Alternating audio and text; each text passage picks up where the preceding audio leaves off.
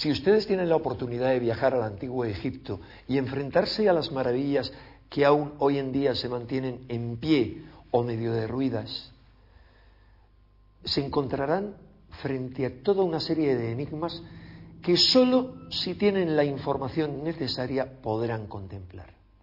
Son enigmas de los que no les van a hablar los guías, de los que tampoco encontrarán información en las guías turísticas, de los que no les hablarán los arqueólogos y no encontrarán referencia en los libros de egiptología, pero que sin embargo están ahí. Están ahí visibles, perceptibles para cualquiera que tenga los conocimientos técnicos para saber que en muchas de sus realizaciones los antiguos egipcios debieron necesariamente utilizar una tecnología que está prácticamente a la altura de la tecnología moderna del siglo XXI o el siglo XX. Así lo han comprobado multitud de técnicos, desde Joseph Davidovich, experto en piedras, geólogo y director del Instituto Geopolimérico de París, o como Sir Benjamin Baker, ingeniero petógrafo, que se han enfrentado a enigmas increíbles, como por ejemplo, ¿qué técnica utilizaron para moldear las piedras? Porque parece que las moldearon, como descubrió el famoso experto Davidovich. ¿O qué tecnología utilizaron para taladrar con una precisión increíble piedras de diorita que hoy en día solo pueden ser taladradas con taladros modernos con punta de diamante, cuando esa tecnología, según los egiptólogos, era absolutamente desconocida a los egipcios de aquella época? ¿Y por qué algunas de las realizaciones tecnológicas más asombrosas del antiguo Egipto, por ejemplo, la construcción de la Gran Pirámide, se da en las primeras dinastías, sin prácticamente intentos previos y con una degeneración inmediatamente posterior, pero muy rápida?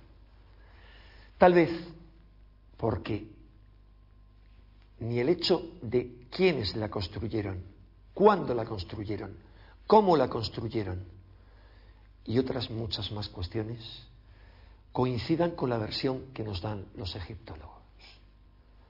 Para comprobar que ellos así, será suficiente con que nos acompañen en este viaje de la mano de Manuel José Delgado, que durante muchos años y a lo largo de muchos viajes ha estudiado algunos de los muchos enigmas que nos plantea la civilización egipcia.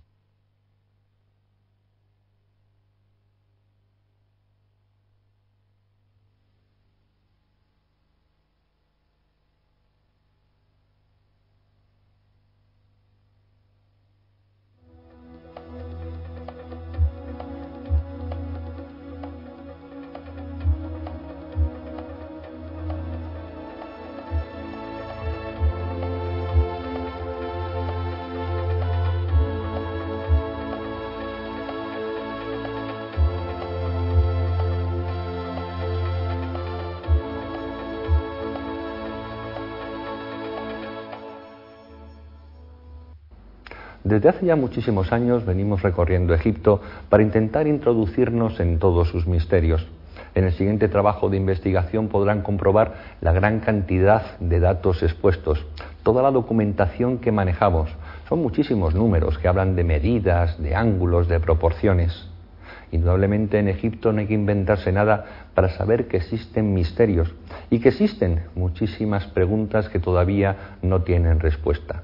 Ya tendremos ocasión en los siguientes programas de esta serie, quizá para tratar cosas que nos gustan mucho más, como puede ser la magia, el poder de las pirámides, la aromaterapia, o cómo utilizar los diferentes centros de poder diseminados en las orillas del Nilo para nuestra superación personal, tanto física como espiritual.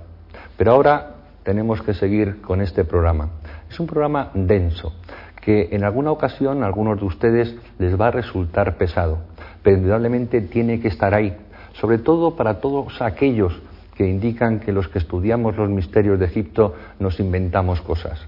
Egipto es maravilloso, está ahí muy cerca, a 4 horas y media en avión, y simplemente con una cinta métrica y simplemente avalado por las personas que realmente saben de arquitectura, de ingeniería, de astronomía, de biología, de física, etcétera, podemos comprobar que lo que se hizo en el Antiguo Egipto supera con mucho la idea que tenemos de un pasado del que posiblemente tengamos que reescribir la historia. Espero que disfruten viendo este documental lo mismo que nosotros lo hemos hecho al realizarlo.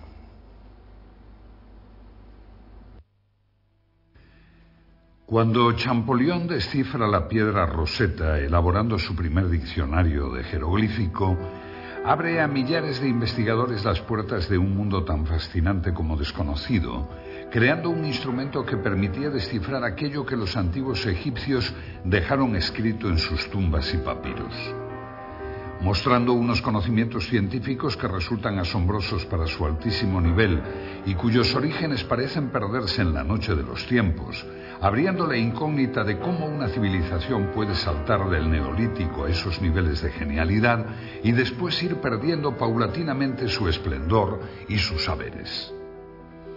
La historiografía oficial nos ofrece una imagen global de una civilización fascinante, ignorando determinadas pruebas arqueológicas capaces de romper cualquier esquema establecido, ya que del mismo modo que si podemos hablar de una evolución cultural lineal a lo largo de las 31 dinastías del Egipto faraónico, no podemos decir lo mismo de su evolución tecnológica, que nos muestra unos espectaculares avances en un periodo determinado y una posterior involución de la que no nos hablan los libros de historia. La meseta de Giza es el mayor testimonio de estos problemas arqueológicos, y en especial la Gran Pirámide. No existe ninguna inscripción que explique sus misterios, ninguna pista válida que confirme su datación en el tiempo. Simplemente 3 millones de bloques de piedra, 7 millones de toneladas erigidos como homenaje a la mística, a la ciencia o a la locura. Los viajeros de la antigüedad ya manifestaron su asombro ante la ausencia total de una tecnología que justificase la construcción de las pirámides. La arqueología ha tratado de dar respuesta a los cómo y los porqués de tan magna construcción, careciendo de la base suficiente en campos tan importantes como la física, las matemáticas o la geometría. Desde que en el siglo XIX se descubrieran las relaciones de la Gran Pirámide con los números pi y phi, se inició una frenética carrera hacia la interpretación de sus medidas, dando como resultado las más insólitas interpretaciones. En pulgadas, en yardas, en metros, en litros o en varas, las mediciones, muchas veces sometidas a tortura, conducían a la explicación de todo, del presente, del pasado y del futuro, no faltando quien achacaba a errores de construcción los datos que fallaban en su teoría. O incluso otros no dudaron en limar algunas aristas para que sus elucubraciones fuesen refrendadas con mayor precisión. Fue a finales del siglo pasado cuando llegó a Egipto Sir William Matthews Flinders, Petrie, con un sofisticado equipo de medición que incluía teodolitos de alta precisión, niveles ópticos, calibres micrométricos con vernier, goniómetros adaptados a ángulos, catetómetros, anteojos de autocolimación, cintas de Invar, termómetros de Beckman, etc. Sus mediciones, las más exactas realizadas hasta ahora, corroboradas años más tarde por los profesores Bokar Cole y Pochan, han conseguido que puedan elaborarse unas conclusiones ceñidas al más puro rigor académico y que van a abrirnos un nuevo horizonte de investigación para hallar las soluciones a los problemas planteados por aquellos arquitectos. Lo que hace a una disciplina más o menos científica es la medida en que se establezca una preeminencia de los hechos sobre las teorías. Un mismo hecho puede en arqueología tener una fundamental gravitación o ser un detalle omisible de acuerdo a la teoría que barajemos en ese momento. La dificultad se traduce pues en el problema de la evidencia, que en arqueología no tiene el valor que puede lograr en las ciencias exactas o experimentales. Para Petrie, sin embargo, la prueba arqueológica tiene el mismo grado de certeza que la prueba judicial. La historiografía ha considerado que la ausencia de referencias explícitas a una tecnología y una ciencia superior es una evidencia de que no existieron. Hay que tener en cuenta que la primera rueda aparece en la 12ª dinastía. El primer Meriet, mira de observación de caña de palma, lo mismo que la primera plomada Tej, aparecen en la 18ª dinastía. Los primeros textos astronómicos aparecen en sarcófagos de la 11ª dinastía y corresponden inclusive a una astronomía incipiente que, como observa Hawkes, desconocía la existencia de los eclipses. Las primeras representaciones de los meridianos aparecen en el templo de Dendera en época ptolemaica, conjuntamente con las indicaciones sobre la operación del tendido de la cuerda y la determinación del meridiano por las estrellas de la Osa Mayor. El papiro Rind, de la dinastía XIII, tiene un nivel científico correspondiente a un segundo curso de escuela elemental. El vidrio aparece en la dinastía XIV y los primeros cuchillos de hierro en la 26ª. Solamente en la época ptolemaica, 200 a.C., aparecen en Egipto conocimientos matemáticos y astronómicos de un cierto nivel. Estas pruebas arqueológicas son evidencias indiscutibles de que la civilización faraónica caminó con lentitud y sin brillantez por el camino de la tecnología hasta llegar a importar los avances de los griegos, que tampoco destacaron en estos campos. En oposición a todo esto encontramos un material tecnológico que nos indica todo lo contrario, lo que nos obliga a tener que inducir la naturaleza de las herramientas partiendo del producto, tomando como referencia una serie de pequeñas muestras evidentes repartidas por todo Egipto. Es un misterio inexplicable el repentino grado de perfeccionamiento adquirido por el arte de la construcción en la tercera dinastía y la incapacidad notoria de los constructores de la sala hipóstila de Karnak, derrumbada en 1899, que 1500 años después desconocían que los edificios requieren cimientos. Mientras que el análisis arqueológico muestra una línea de evolución cultural desde la primera dinastía hasta la época ptolemaica, el análisis tecnológico señala una línea de ascenso desde la primera dinastía hasta la cuarta para mostrar luego un proceso de involución a lo largo de varios milenios. En los relieves de El Berche, 12ª dinastía, se ve una estatua de Yehuti Topep, de un peso de 60 toneladas, colocada sobre un trineo y arrastrada por 172 hombres. Aparece también un hombre derramando un líquido sobre los patines del trineo para reducir la fricción y eliminar así el calor. Los textos que acompañan la imagen hablan de la heroicidad de esta titánica tarea en la que los hombres se mostraron con fuerza de gigantes. Es por ello por lo que resulta increíble cómo no ha quedado ningún recuerdo del transporte de los numerosos obeliscos de 1000 y 1200 toneladas que los egipcios distribuyeron por todo el territorio. Este es el templo de Luxor. Fue erigido originalmente por Amenhotep III en honor a Amón, y luego Ramsés II añadió estas impresionantes figuras y dos tremendos obeliscos. Solo queda uno. El otro, su hermano gemelo, fue llevado a Francia y puede hoy contemplarse en la Plaza de la Concordia de París. Requieren cada uno para su arrastre una fuerza de 93.000 kilos que nunca pudo ser suministrada por menos de 25.000 hombres. Para subirlo por una rampa se haría necesario un esfuerzo adicional que para un 30% de pendiente exigiría el esfuerzo suplementario de otros 50.000 hombres. Resulta curioso que el transporte de estos colosales monolitos no llamase la atención de los escribas. En el templo mortuorio de Micerinos hay bloques de 200 toneladas.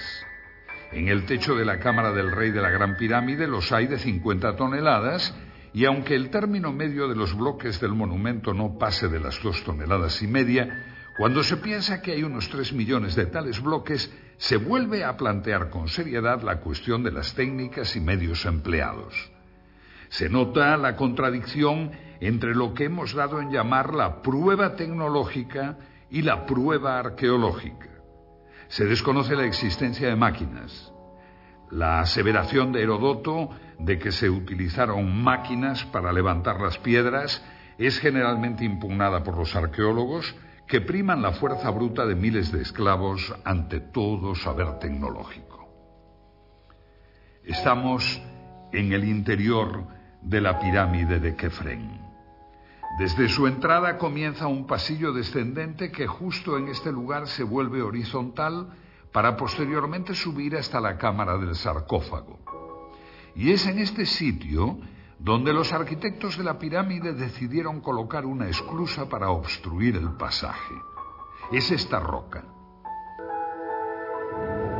Las teorías que esgrimen algunos investigadores para demostrar que por medio de rampas los antiguos egipcios lograban elevar grandes bloques a enormes alturas quedan en entredicho cuando nos encontramos con problemas como este.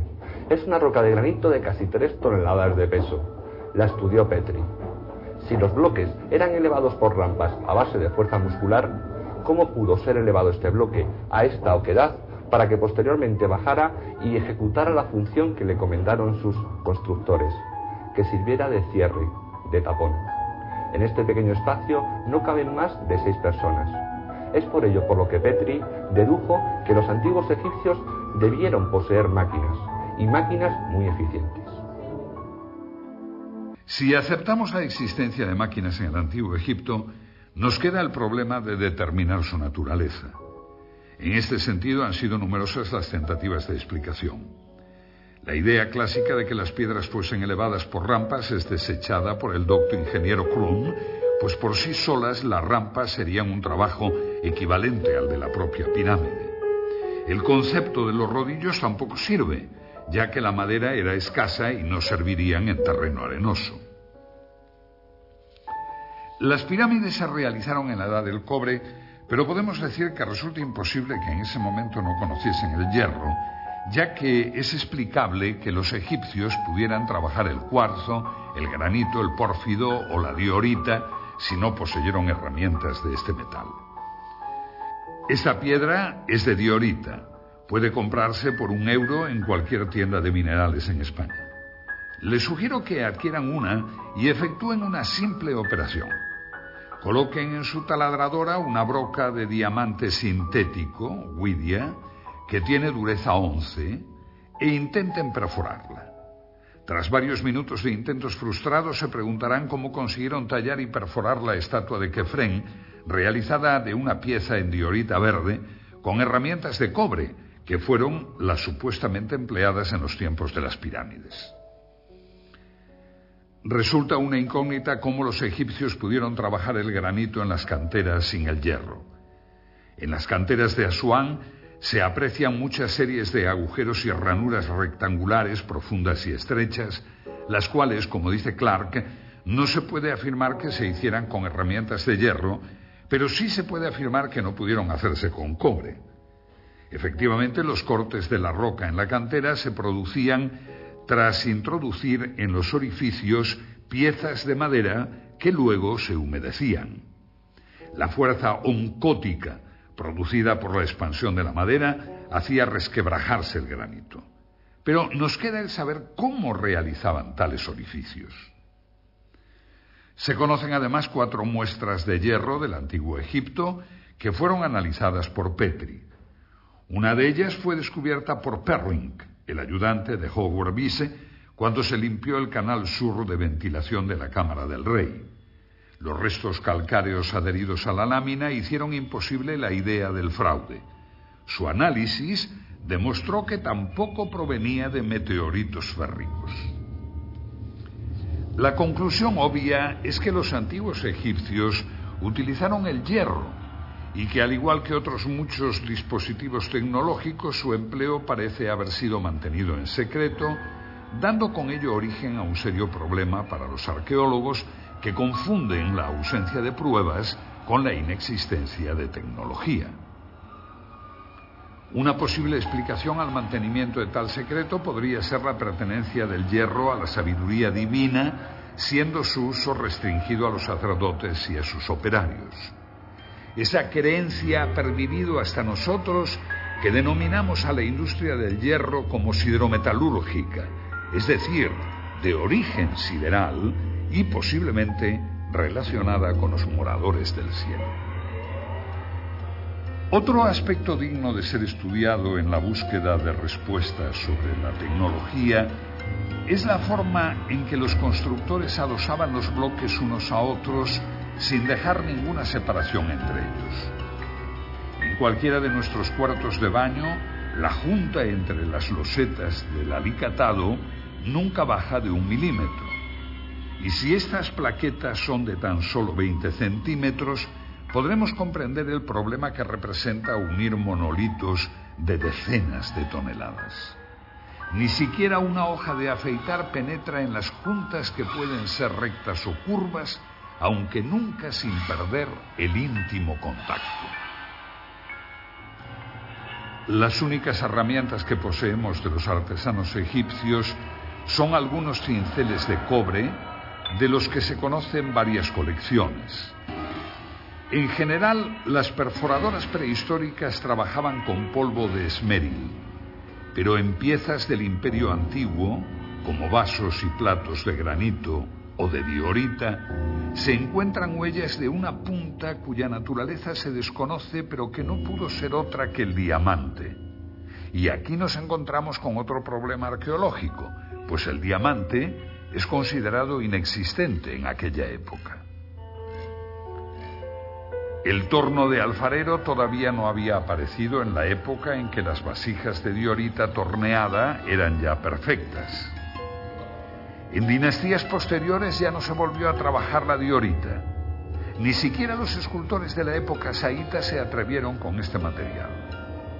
No debe extrañarnos que los egipcios de las primeras dinastías poseyeran instrumentos superiores a los de las siguientes, pues esto es lo que revela constantemente el análisis tecnológico.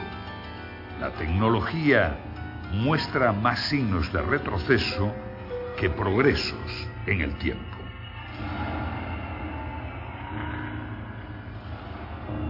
Debemos admitir que los egipcios de las primeras dinastías conocían el torno de punta fija antes de que aparecieran los tornos de alfarero. Con el torno egipcio se obtenían incluso superficies esféricas, pues se conocen platos hechos a torno en los cuales la herramienta se movía sobre una línea curva. Tenemos la prueba de que además del torno de punta fija conocían el torno con herramienta articulada móvil. Esta es una importante cuestión tecnológica, pues muy difícilmente podría la herramienta articulada moverse a su vez en forma circular. Que la pieza se movía con independencia de la punta, por otra parte, está probado por ejemplares estudiados por Petri, en los que se puede apreciar por las huellas que la pieza ha sido desmontada para cambiar su centro de giro, una operación familiar para el tornero moderno.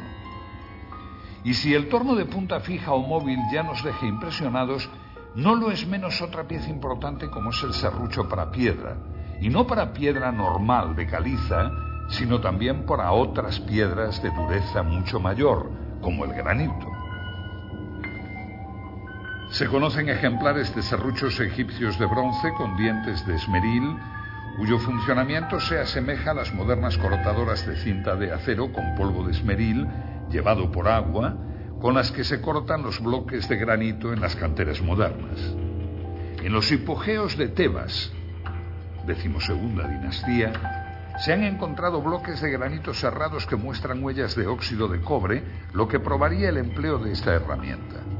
Pero estudiando la inclinación y la velocidad del descenso de la hoja, se descubre que trabajaban a una enorme presión.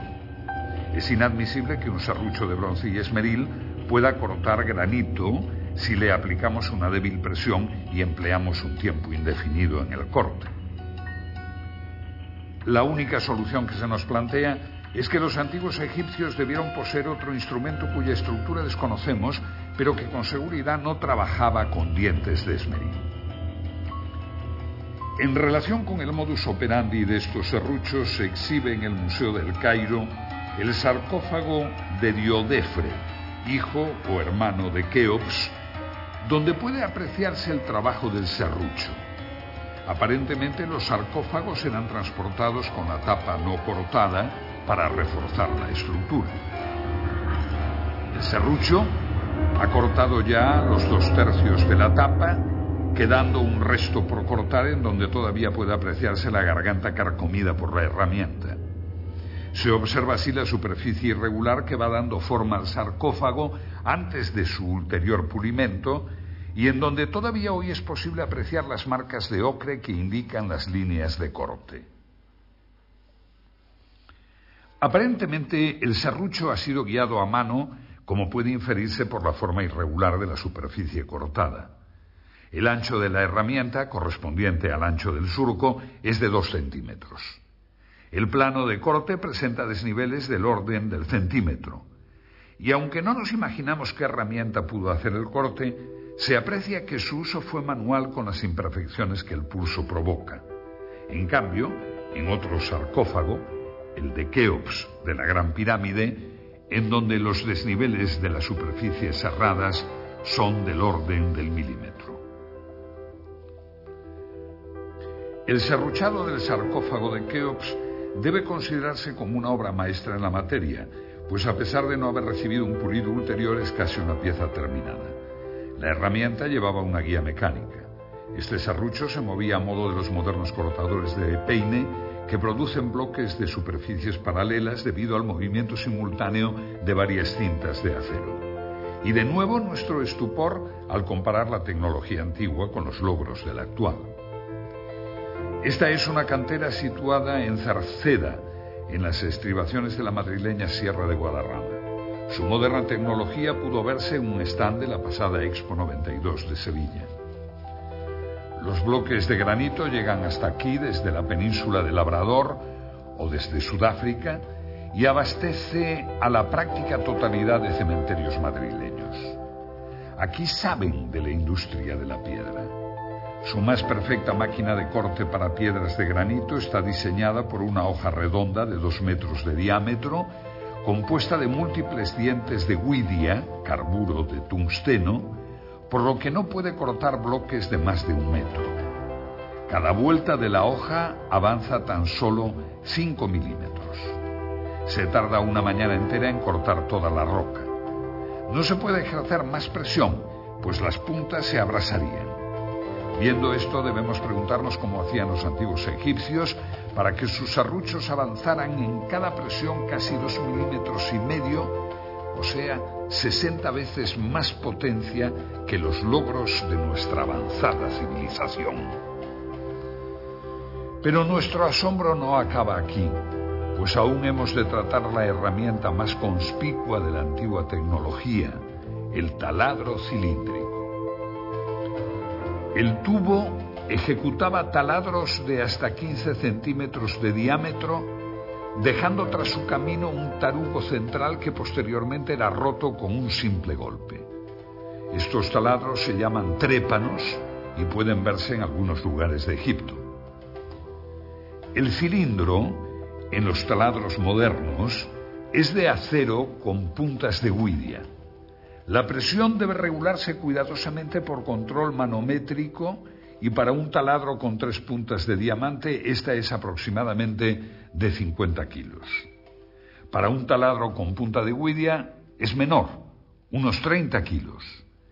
La herramienta de huidia presenta, sin embargo, la ventaja de su gran velocidad tangencial.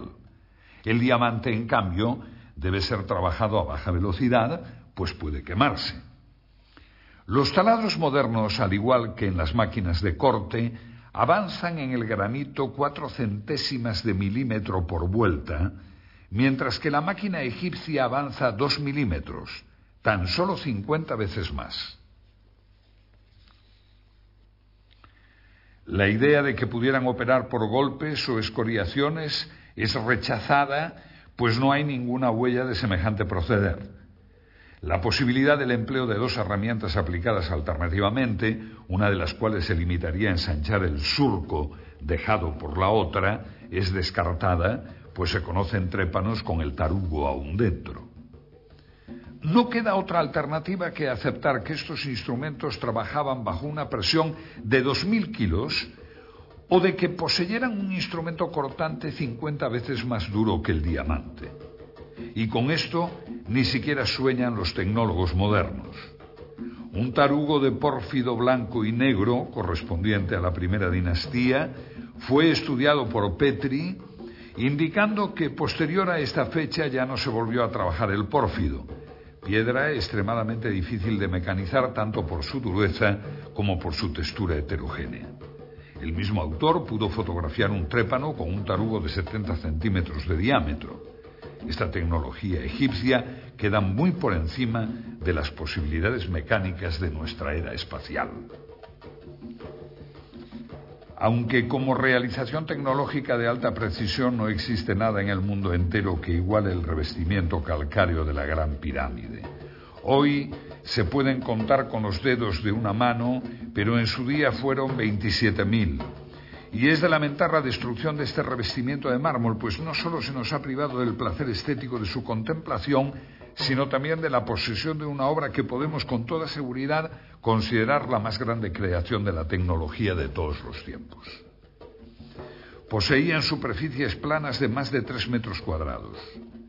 Muestran un paralelismo a lo largo de sus aristas de casi 2 metros del orden de las 5 centésimas de milímetro, es decir, en íntimo contacto. La apertura media de la junta es del orden de 5 décimas de milímetro. Además, para mayor asombro, utilizaron en las juntas yeso de rápido fraguado. La tarea parece imposible.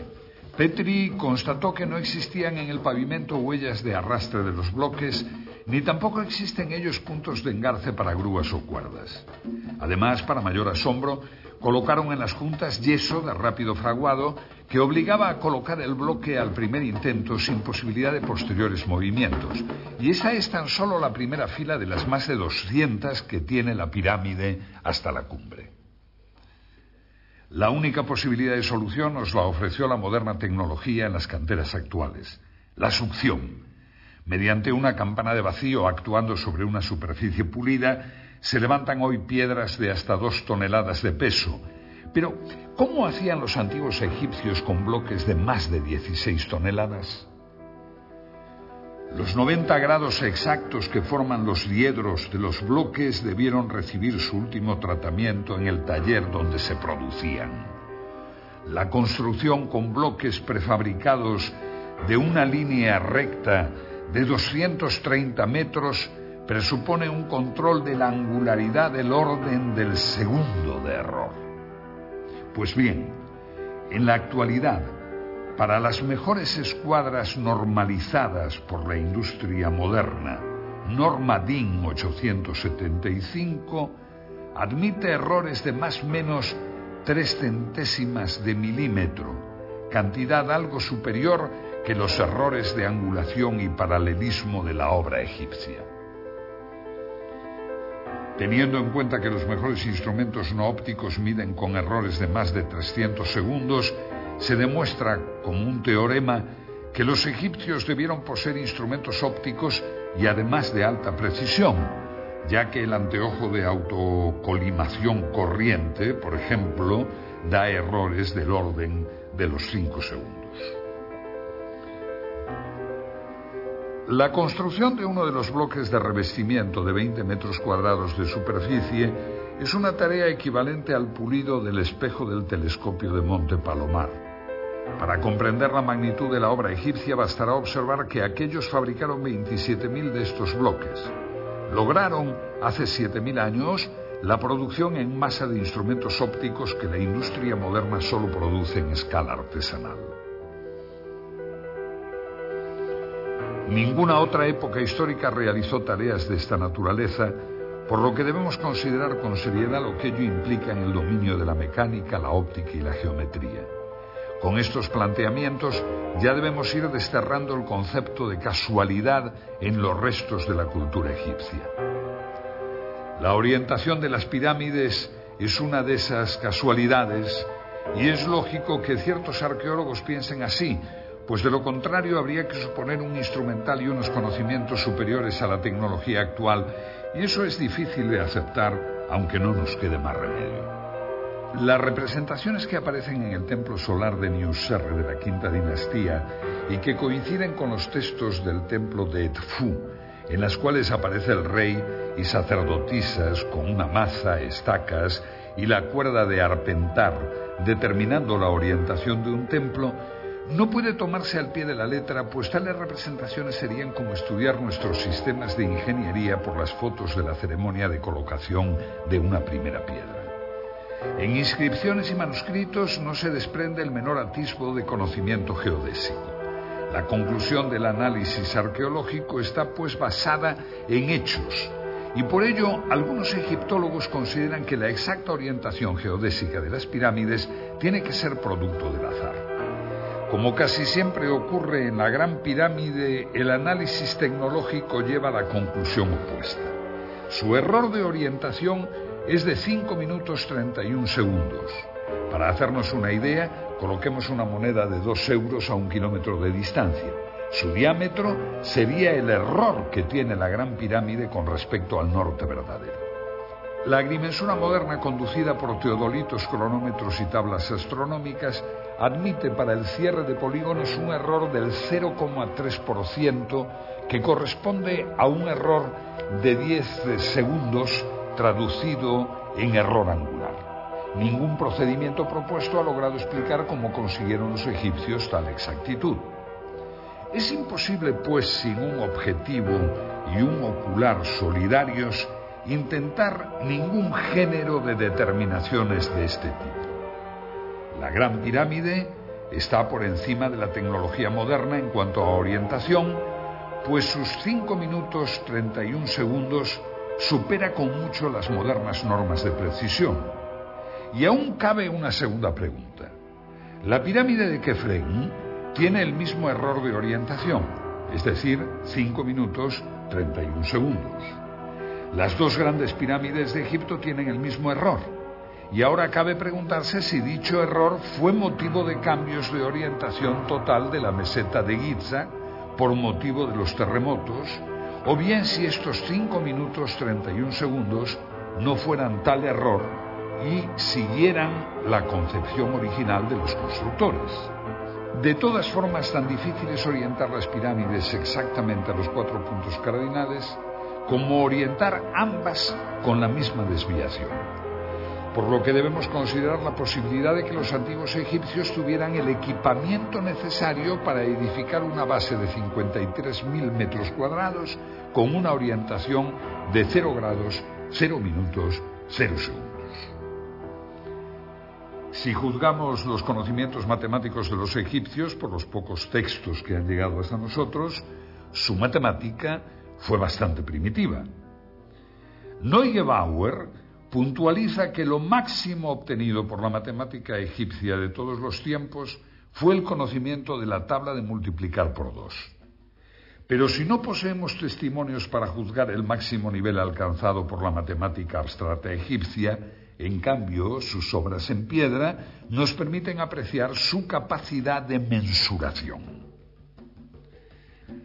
La longitud de la pared norte de la Cámara del Rey es, según Petri, de 10 metros 47,97 y la del costado sur de 10 47,82. El error de medida es del orden de 1/10 de milímetro por metro, que coincide con las normas modernas para prismas ópticos. Si este error de medida se produce en esta cámara, vamos a ver qué ocurre con una superficie mayor, con la base de toda la pirámide. Este esquema representa la base de la Gran Pirámide, el valor de sus ángulos y las longitudes de los lados. Las medidas aquí consignadas corresponden a las de Borjar y Cole.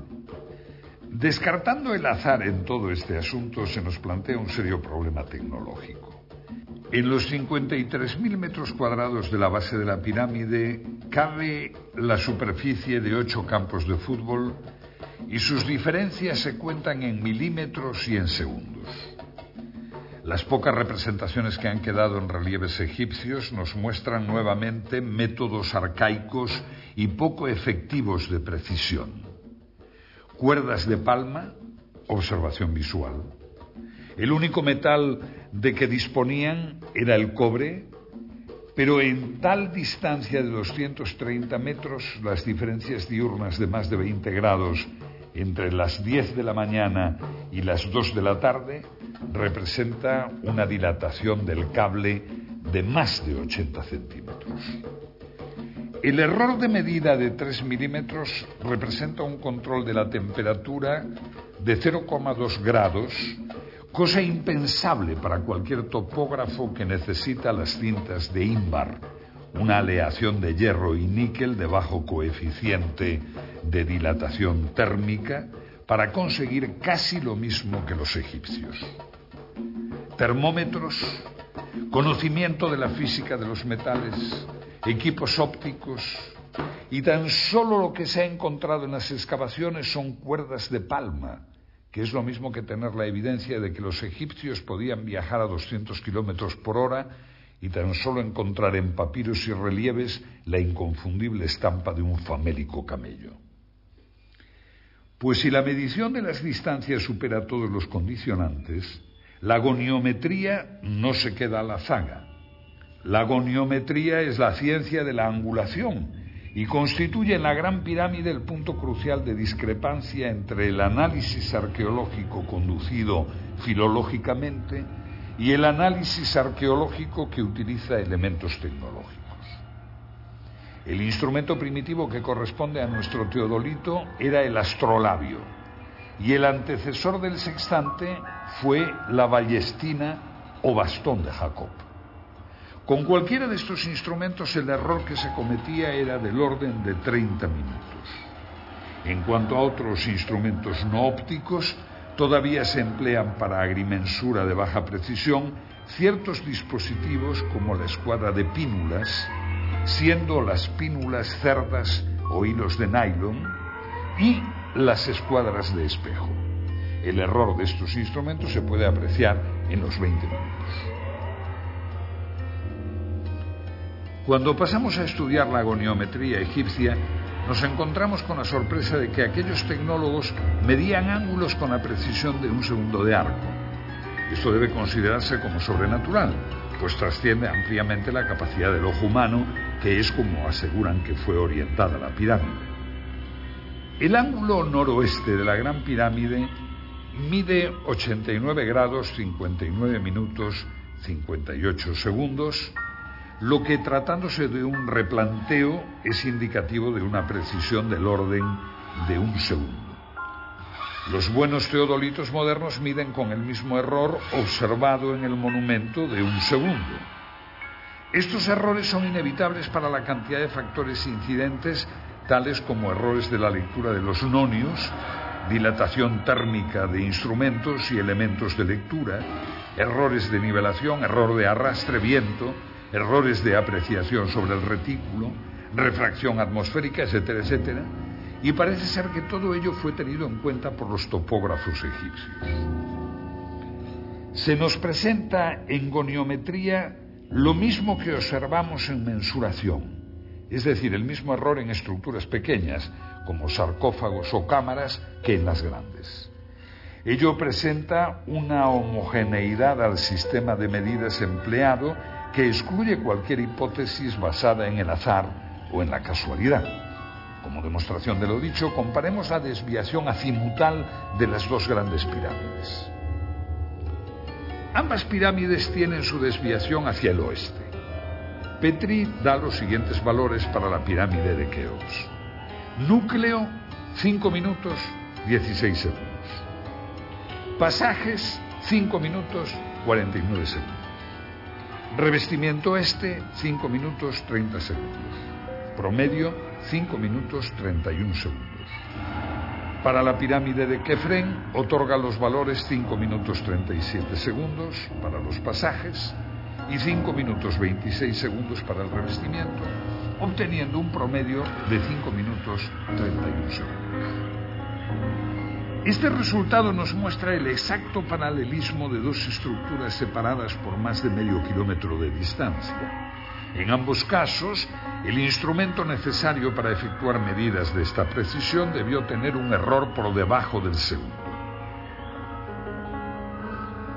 Como puede apreciarse en la tabla azimutal, el cuerpo de la pirámide de Keops, sus pasajes y su revestimiento del lado este se encuentran en un exacto paralelismo que coincide asimismo con el del revestimiento, cuerpo y pasaje de la pirámide de Kefren. Por esta circunstancia, la observación de que los otros lados, norte, sur y oeste, de la base de la Gran Pirámide están orientados 3 minutos hacia el este del norte con relación a la dirección anterior, revela un hecho intencionado. El lado oeste de la base representa con exactitud milimétrica el promedio del lado norte y del sur. Otro interesante problema lo constituye la perfecta euclicidad y horizontalidad del plano de la base de la Gran Pirámide. El asunto es altamente atractivo porque la nivelación debió efectuarse prescindiendo de las direcciones diagonales, ya que en el centro los constructores dejaron sin tocar la piedra de la meseta y solamente rebajaron el perímetro. Este mismo mogote central dificulta las operaciones de cuadración del perímetro de la base, que debió ser efectuada por medios puramente ópticos. El estudio de la base revela un plano perfecto en todo el perímetro de 920 metros, de tal manera que el ángulo suroeste se revela tan solo 1,5 centímetros más alto que el noroeste. Sobre la diagonal de 325 metros, esto representa un error de 0,04 milímetros en homogeneidad con todos los errores relativos que hemos calibrado. Respecto a los dispositivos de observación de los egipcios, conocemos solamente el merjet, o vara del observador de las horas, que era una vara de palma con una comisura en V en la parte superior, empleado para medir por la altura de las estrellas las horas de la noche. Con este artilugio no pudieron avanzar mucho en sus conocimientos astronómicos. La pregunta obvia es si es posible calcular la cifra de 365,2425 días por la simple observación de un fenómeno tal como la crecida del Nilo. La meteorología no presenta un grado de regularidad que permita estadísticas de esta exactitud. Ello requeriría, en el mejor de los casos, estadísticas de muchos milenios, lo cual nos retrotrae al problema que se quiere soslayar con el argumento. Hay una cierta lógica en admitir que no puede hacerse un gran progreso en astronomía si el mismo no va acompañado de un progreso paralelo en óptica. La historia muestra que en ningún caso se dio un progreso aislado en una rama particular de la ciencia si todas las otras ramas no fueron adelantadas en medida paralela. La capacidad de medición de los egipcios no puede ser considerada como un hecho aislado en medio de un desconocimiento general de la ciencia y la tecnología. No es posible hacer medidas de precisión si no se posee al mismo tiempo un vasto conocimiento de la óptica, la matemática, la termología, etc. Todo ello sin tener en cuenta que una medida de precisión debe inspirarse en algún propósito específico. Es evidente entonces la completa disociación entre una ciencia avanzada y lo que aparece en sus pinturas y escritos. La oposición entre el análisis arqueológico y el análisis tecnológico llega al extremo de pintarnos dos mundos heterogéneos que marchan en sentido inverso, uno que aprende con lentitud y otro que olvida rápidamente. Este conjunto de circunstancias nos presentan un panorama de involución ascendente que pareciera ser uno de los principios cardinales de la arqueología. Lo que surge a la luz de repente en los periodos iniciales de Egipto pudiera no ser el producto de una generación espontánea, sino el final de una trayectoria de siglos de tradición. Admitir esto, un largo itinerario cultural desconocido para nosotros, es más ajustado a la realidad de los hechos históricos que suponer la creación de evolucionadas técnicas científicas y perfeccionados instrumentos que de repente, por arte de magia, hacen su aparición en el escenario del Nilo. La Gran Pirámide es la obra imposible. Aunque hablamos de los egipcios en tono genérico, es solo en este monumento donde la perfección se halla presente. No puede compararse con ninguna otra obra en toda la tierra de los faraones o en todo el mundo. Posiblemente todas las demás pirámides sean la burda imitación de un pueblo que se encontró con ella cuando llegó a Egipto.